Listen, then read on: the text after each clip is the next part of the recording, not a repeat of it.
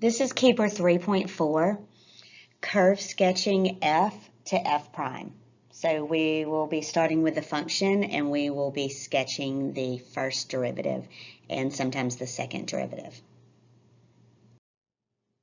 Okay, the relationship between f prime, and f double prime.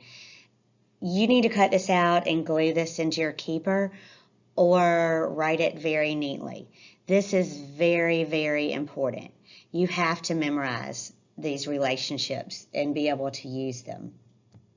So the first column, you're looking at what's happening in the original function f. If you are given a cusp, corner, discontinuity, vertical tangent, these are all places where your function cannot be derived. You do not have a derivative at that cusp, corner, discontinuity, or vertical tangent. So the first and second derivative would not exist. I'm going to try to sketch like an example. A cusp would look like something like that. A corner, think of absolute value, or maybe I'm going like, oh, this isn't very good, linear, and then like horizontal. That's a corner.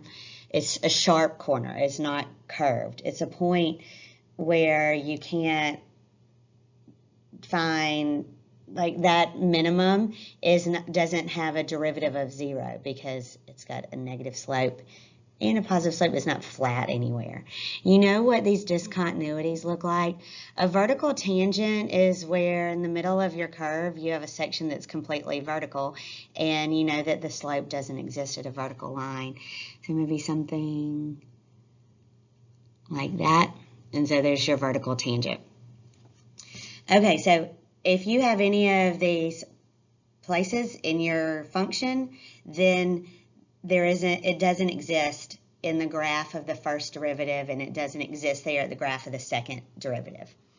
Okay, local max or local min, max and min are called extrema. That will give you a derivative of 0. And so that's where it's going to be on the x-axis. So if you have a point where your graph is increasing and then decreasing, you have a local max. And so wherever that x value is, so increasing and then decreasing, so at this x value, the derivative would be 0. And so 0 will be on the x-axis for the first derivative. It's an x-intercept. Same is true for a horizontal tangent, which is like kind of what this picture looks like here because I drew it a little flatter than I meant to, but any place where it's horizontal, that's a slope of 0. And so that will be on the x-axis in the first derivative. Okay. Then we're going to look at sections of the graph where it's increasing and decreasing. So wherever the function is increasing, that's going to be positive y value in the first derivative. So that means you'll sketch it above the x-axis.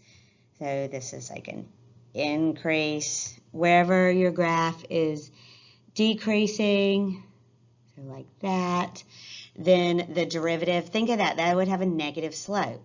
So it's negative in the y values, so below the x-axis in the sketch of the first derivative. Okay, when we talk about concavity, concavity is giving us information for our second derivative. We're going to first look at the concavity, and then you're going to see what it does to the first derivative and the second derivative. So if your graph is concave up, so a parabola opening up, that means that the first derivative is going to be increasing, and the second derivative, if the first is increasing, then the second derivative, you take the derivative again, it's going to be positive above the x-axis. And then concave down, if you have a concave down section in your function, the first derivative will be decreasing. So like that. something like that, decreasing. And then if you're sketching the second derivative, it will be below the x-axis. Points of inflection are where your graph is changing concavity. So you're changing from concave up to concave down, or concave down to concave up. So say you have something like this. So this first left half that I drew, that would be concave down, and then it's switching to concave up. So this right here is a point of inflection. That's going to tell you that the first derivative's sketch will have a local extrema there, either a max or a min. And then the second derivative is going to be changing signs. So it's going from above to below the x-axis, or below the x-axis to above the x-axis. So keep looking over this. You need to understand it and be able to use it.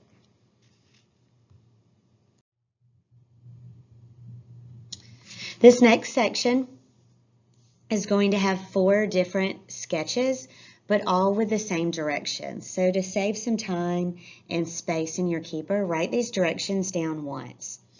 What can we say about g, g prime, g double prime for each segment of the graph y equals g of x? G is talking about this function that you're looking at. G prime is talking about what will be happening on the graph of the first derivative, and G double prime is talking about what is happening on the sketch of the second derivative of this graph. So first we want to say what's happening right here on G. And if you trace from left to right on this graph, you notice that it's increasing. And this is also concave up. So I always think of concave up as like a cup. And so this looks like part of a cup. So we're going to write that down. G is increasing and concave up. Now, based on knowing that G is increasing, we can say that its first derivative will be positive.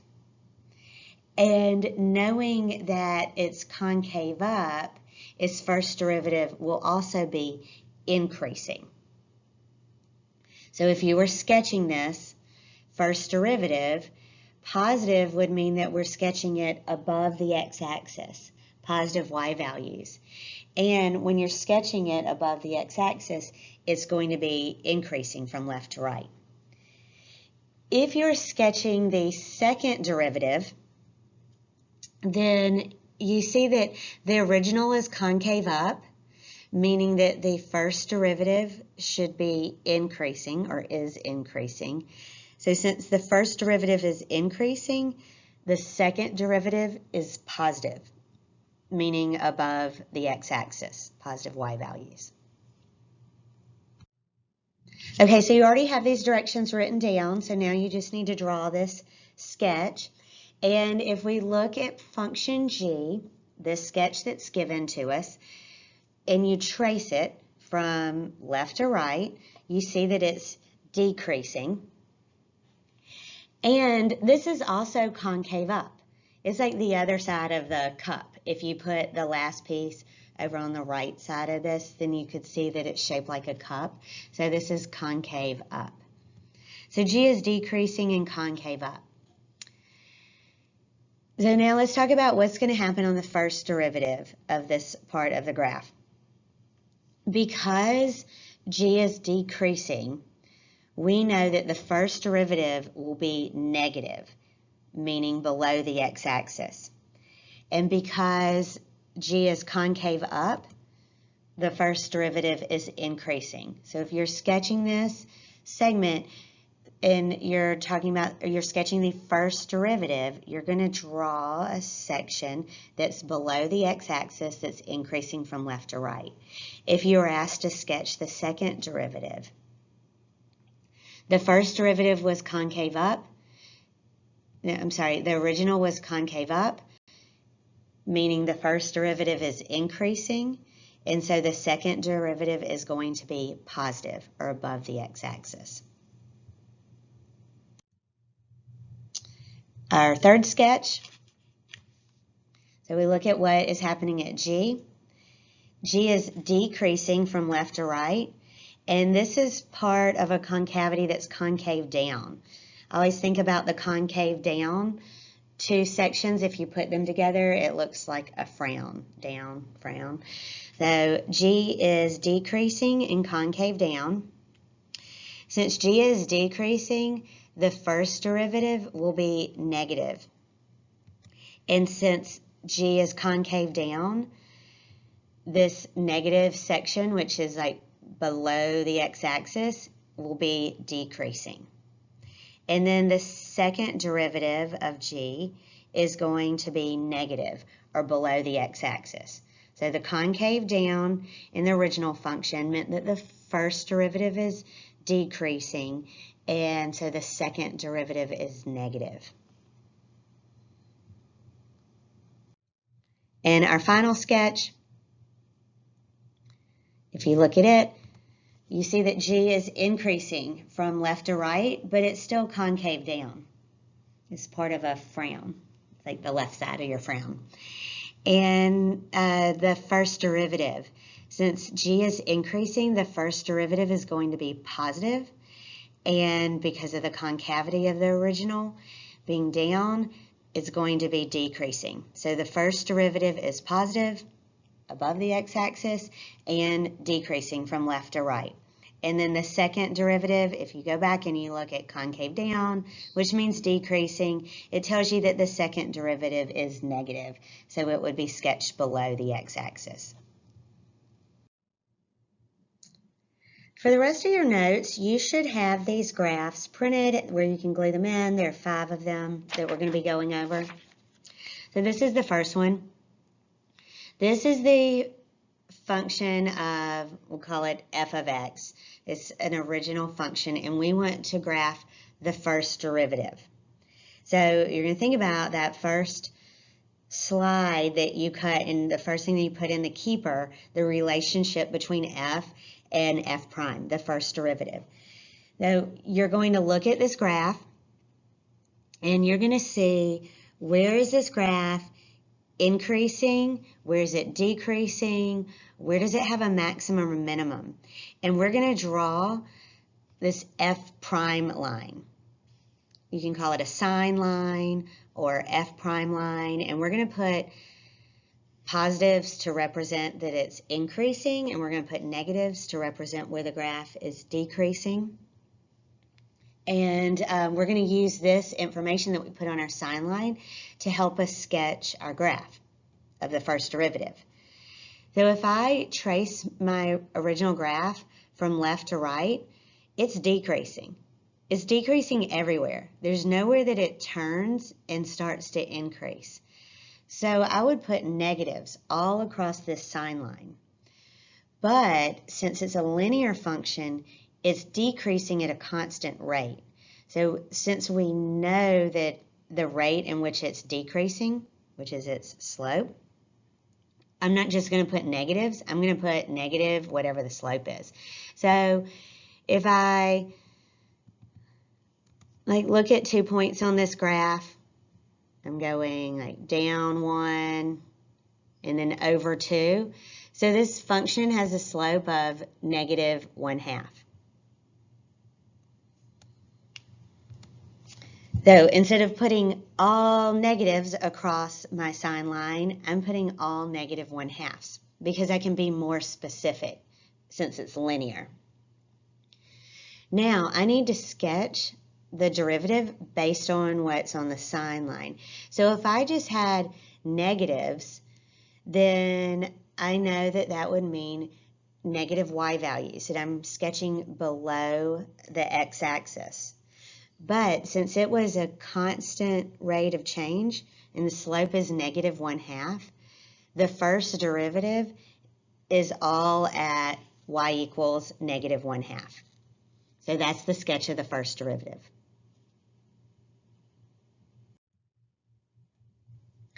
Here's your second graph.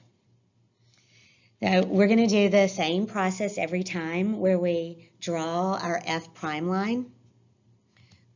We're going to draw it down below, we're going to go back and we're going to look at this graph to see where is it increasing, where is it decreasing, where does it have a maximum or minimum. And we're also going to look for any of those other issues, like a cusp or a corner or a hole or any discontinuities, vertical tangent also, to put on our sign line. So if I trace this graph from left to right, I start here and I'm tracing and I'm increasing all the way until I get to x is -1. And -1 is a maximum because then it's changing to decreasing. So you see, like now it's decreasing there. So -1 is a point that I want to put on my sign line because it's where my graph is changing from increasing to decreasing. And at that maximum point of -1, your slope would be 0. So there's my -1. The reason it has a slope of 0 is everywhere where it's increasing in yellow, if I had to draw a tangent line, they would all be lines with a positive slope. Where I have the blue, if I had to draw a tangent line to any point on this side, they'd all have a line, so negative slope. If I had to draw a line at this maximum right here, the tangent line, whoops, that is not horizontal. Let me just go ahead and erase that. But you get the idea. It would be a horizontal line at y equals 0. So that's why the 0 is there. On the left side of -1, where x is less than -1, I have all positive, representing it was increasing during this interval. And then negatives where x is greater than -1 because that's where it's decreasing. Again, picture drawing a line tangent to any point over there and you'd see positive slope where x is less than -1 and a negative slope where x is greater than -1. Take this information and sketch the graph of the first derivative. So where x is, or where I have x is less than -1, where I have all these pluses, positive means it needs to be drawn above the x-axis. 0 is on the x-axis and negative is below the x-axis. So I'm starting with the 0. It's on the x-axis. Positive is positive y values, so it's above. And negative is negative y value, so it's below.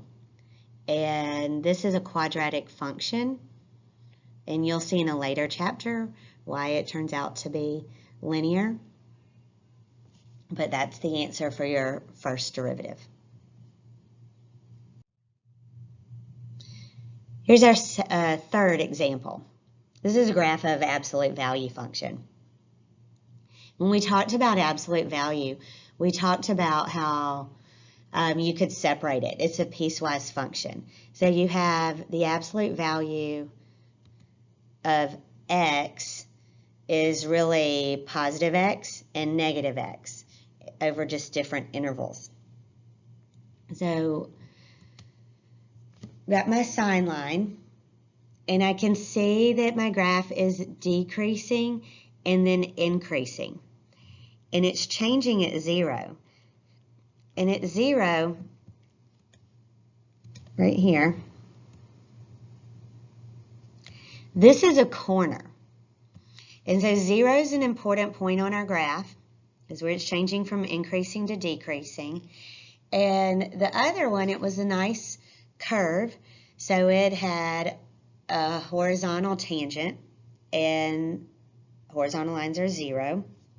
But here, this is a corner, so this is a place where my graph is not going to exist. It does not exist. If I look on the left side of 0, where x is less than 0, and I trace, I'm going down here. This is decreasing. So that's going to be all negatives.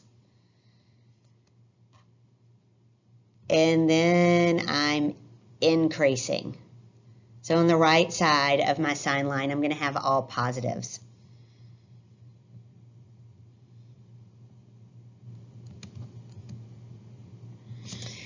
So I didn't just put negative, and that's because this is a linear function. So I can see that it has a slope of -1.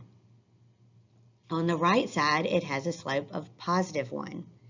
So anytime you can find the actual slope, because it's linear, you're going to use that. If it's a curve, you would just say it's decreasing or it's increasing. But if it's increasing or decreasing at a constant rate, you're going to put what that slope is, and we're going to use it. So when you sketch this first derivative, the left side is y equals -1. It has an open point because it doesn't exist at 0. And then where x is greater than 0, then y equals 1. And that's also open. So I had to make sure to put an open point there because it does not exist. The first derivative doesn't exist at a corner. Okay, this is your next example. And go ahead and every time draw your f prime line or sign line underneath. And when I look at this graph, I see that it's increasing everywhere. And so on my sign line, I'm going to just put pluses everywhere. And it's not a constant rate of change. It's not a constant increase since it's not linear. So I can't put a value because it's changing. And I'll just have the positives. But one thing you have to pay attention to this curve is as x is approaching -infinity. So right over here is getting closer and closer to 0. So there's basically a horizontal asymptote here. And since it's getting closer and closer to 0, you're getting closer to approaching a horizontal line, and a horizontal line has a slope of 0. So that's important when you see that your graph is approaching that y value of 0. You're going to need that to happen in the first derivative also. So on my sign line, first I'm going to notice, or I'm going to note on the left, that it should be close to 0 because that's getting close to being a horizontal line. And a horizontal line has a slope of 0. And then when I trace from left to right, like we already talked about, it's increasing everywhere, so I'm going to put pluses everywhere. So the pluses, the positives, mean that you're going to have positive y values. So this whole graph is going to be above the x-axis. Basically, it's going to look like this original graph because we need this left side to be close to 0, and it's a curve that's increasing and above the x-axis. So your sketch is going to look very similar. Even if it's right on top of it, then it's fine. Just make sure it's continuing to increase and it's above the x-axis and it's not linear, and you need that left side close to 0.